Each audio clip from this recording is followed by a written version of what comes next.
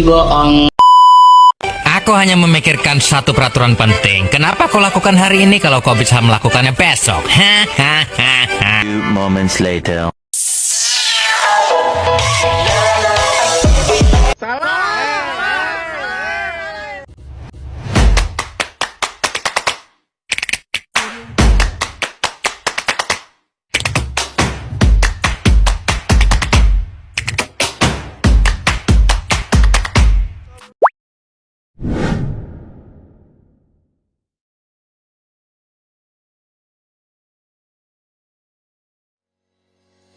Bertempat di lokasi yang strategis di tengah kota Sukoharjo, salah satu elemen penting dalam memudahkan mahasiswa untuk memenuhi kebutuhan perkuliahan, tempat tinggal, kebutuhan sehari-hari, dan berwisata.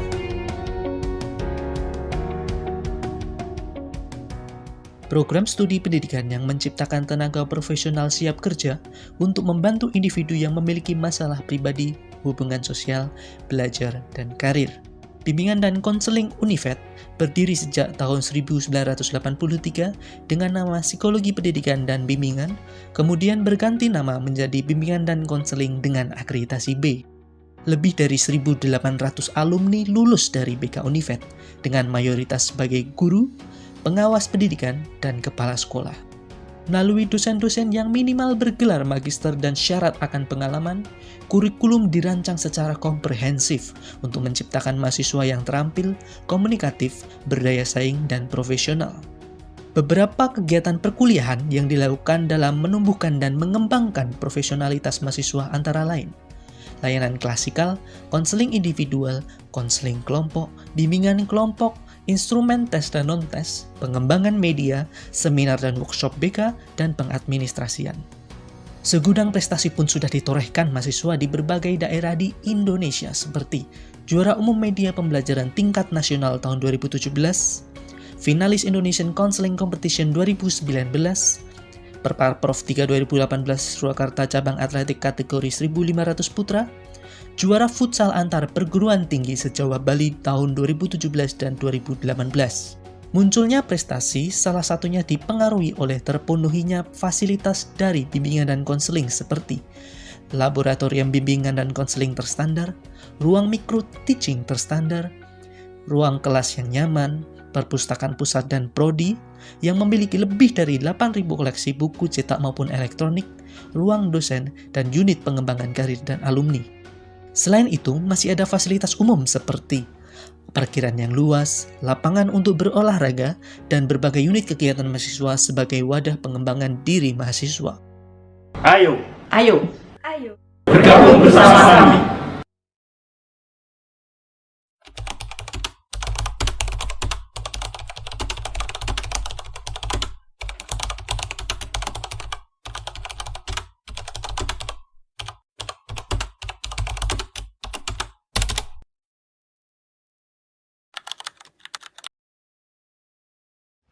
Selamat pagi Mas, silakan duduk. Kita punya waktu kurang lebih 30 menit untuk hari ini. Agar waktu kita optimal, perubahan kecil apa yang ingin kamu bawa pulang setelah sesi ini selesai?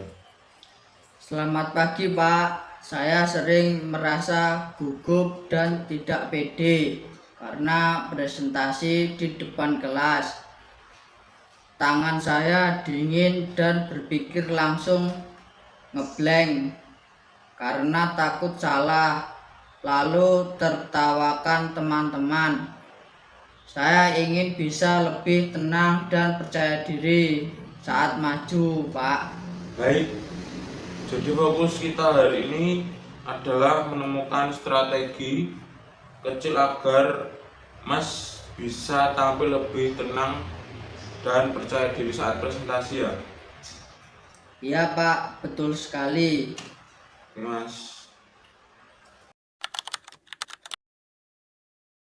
Oke Mas, coba bayangkan malam ini saat kamu tidur lelap, sebuah keajaiban itu terjadi. Masalah kecemasan, kurang percaya diri, dan takut salah itu hilang. Karena kamu sedang tidur, kamu tidak akan kamu tidak tahu keajaiban itu terjadi. Besok paginya kamu saat jadwal kamu presentasi tiba, apa hal pertama yang kamu sadari saat keajaiban itu terjadi? Mungkin saat bangun pagi dada saya terasa plong, tidak mules atau deg-degan lagi. Lalu guru memanggil nama saya untuk maju. Saya bisa berdiri dengan santai. Bagus sekali Mas, saat kamu sudah berdiri di depan kelas, apa yang akan terlihat berbeda dari dirimu? Saya akan berdiri tegak, mengambil napas dalam, dan berani menatap teman-teman sambil bersenyum. Suara saya saat membuka presentasi akan terdengar lantang dan jelas, tidak bergetar. Saat sesi tanya jawab pun, saya bisa menjawab dengan yakin karena pikiran saya tidak ngeblank. Oke Mas, sangat luar biasa. Jika kamu tampil setenang itu, bagaimana reaksi teman-temanmu? Mereka pasti akan menyimak dengan serius, Pak.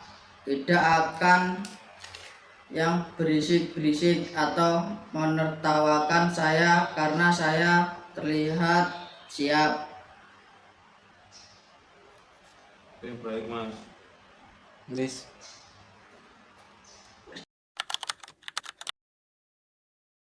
Gambaran yang sangat hebat Mas. Nah, adakah momen di masa lalu, mungkin beberapa minggu, mungkin bulan lalu, di mana kamu pernah presentasi dan rasanya mendekati kondisi ideal atau lebih sukses dari biasanya? Pernah, Pak, waktu presentasi kelompok mapel sejarah bulan lalu. Waktu itu rasanya tidak secemas biasanya. Oke Mas, apa yang kamu lakukan berbeda pada saat presentasi sejarah itu sehingga bisa lebih sukses? Waktu itu saya mencicil membaca materi lebih awal agar benar-benar paham. 2 hari sebelum maju, saya latihan bicara sendiri di depan cermin kamar mandi sambil membuat catatan kecil di kertas supaya tidak lupa alur berbicara. Oke, sangat luar biasa Mas. Berarti kamu sebenarnya sudah memiliki kemampuan itu ya. Kuncinya ada pada penguasaan materi, latihan di depan cermin, dan catatan kecil gitu ya Mas.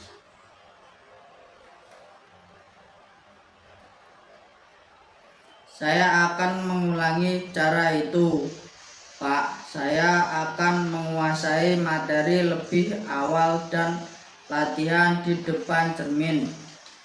Lalu saya juga mau mencoba meminta bantuan 1 atau 2 orang teman dekat untuk mendengarkan saya latihan sebelum maju di depan seluruh kelas. Oke Mas, sangat luar biasa.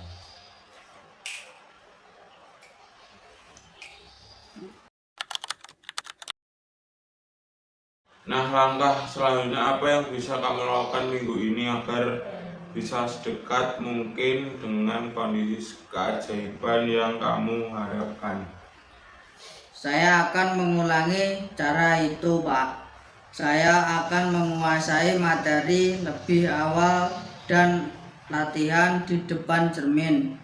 Lalu saya juga mau mencoba meminta bantuan 1 atau 2 orang teman terdekat saya mendengarkan saya latihan sebelum maju di depan seluruh kelas. Rencana yang sangat luar biasa Mas.